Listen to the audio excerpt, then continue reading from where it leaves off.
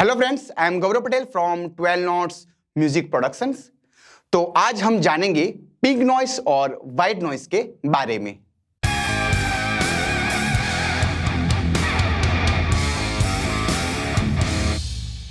Pink noise और white noise के बीच में क्या डिफरेंस है, वो म्यूजिक सिस्टम म्यूजिक्स से कैसे जुड़े हुए हैं और हम ह्यूमंस साउंड को कैसे परसीव करते हैं, वो हम इस चैप्टर में आज जानने वाले हैं।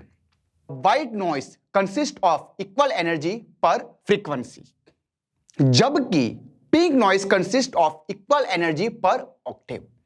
तो हम सबसे पहले ग्राफ देखेंगे।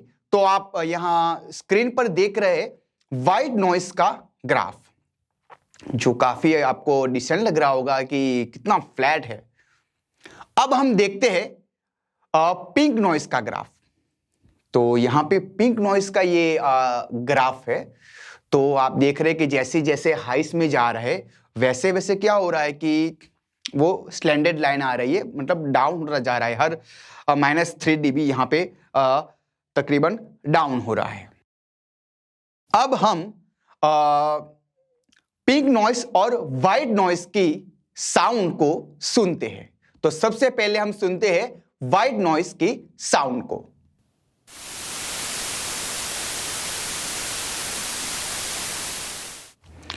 अब हम सुनते हैं पिंक नॉइस की साउंड को।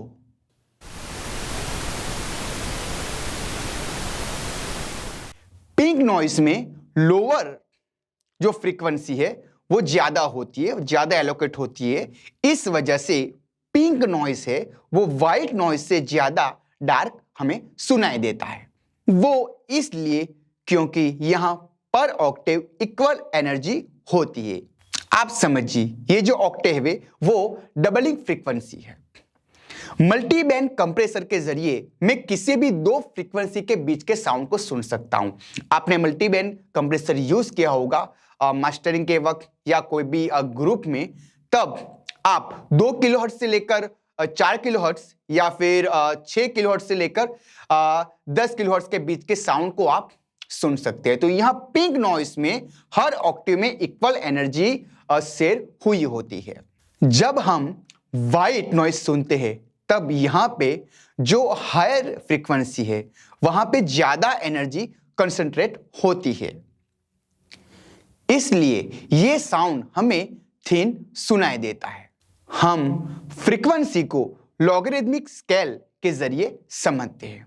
तो पिंक नॉइस हमारे लिए बहुत ही बेहतरीन विकल्प है for human sound of perception के रेफरेंस के लिए। तो रेफरेंस के लिए हमें पिंक नॉइस ज्यादा अच्छा रहेगा, ना कि वाइट नॉइस। तो मैं एक एग्जांपल आपको यहां पे देके समझाता हूं कि कैसे। तो मेरा जो पिछला चैप्टर है उसमें मैंने एक बार आपको क्वेश्चन किया था कि मान लीजिए कि एक डीजे बज रहा है, ओके। तो मैं डीजे से 100 मीटर्स या 200 मीटर्स दूर जाता हूं तो मुझे क्या सुनाई देगा वहां पे? बेस, नॉट हाइस। तो जो लोस होता है उसकी मतलब जो लंबाई होती है, विड्थ होती है, बहुत ही ज्यादा होती है। लेकिन जो हाइस होती है वो बहुत ही मतलब नैरो होता है। लेकिन यहां पे एक चीज है जिसमें हाइस है वो उस लोस के आगे है। तो लोस सुनने के लिए आपको वॉल्यूम का नॉब घुमाना पड़ता है थोड़ा ऊपर, जबकि हाइस होता है उसमें मुझे वॉल्यूम का नॉब इतना घुमाना नहीं पड़ता। मतलब कि यहां पे मेरा लोस है तो उससे इक्वल मुझे हाइस सुनना है कि यार थोड़ा उससे मतलब पास तो आना चाहिए। तो मैं इतना मतलब उसका वॉल्यूम रखूंगा तो भी वो मुझे सुनाई देगा। तो मैंने पिछली बार बोला था आपको कि हम ह्यूमंस ऐसे बने हुए हैं कि 2 किलोहर्ट्ज से लेकर के ऊपर की जो फ्रीक्वेंसी है ना वो हमें बहुत ही अच्छी तरह सुनाई देती है लोस के मुकाबले। मतलब यहां पे हाइस का लेवल इतना भी होगा ना तो अभी वो हमें अच्छी तरह से सुनाई देगा। तो फिर से एक बार चलते हैं पिंक नॉइस के ग्राफ की ओर।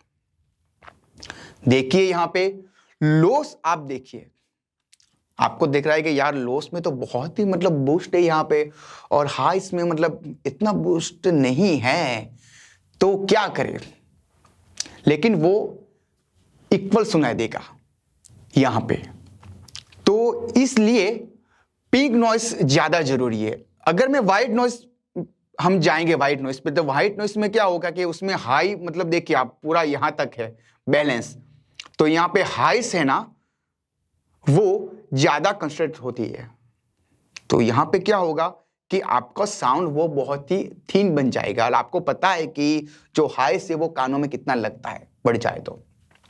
ओके, तो हर बार मतलब आप ग्राफ्स को देखकर मतलब इक्यू मत कीजिए कि चलो यहाँ पे है तो मैं यहाँ पे लाता हूँ, तो ग्राफ्स के ऊपर मत जाइए। ओके, सबसे बेहतरीन चीज है मिक्सिंग में तो वो है हमारे ईयर्स, सुन के करिए।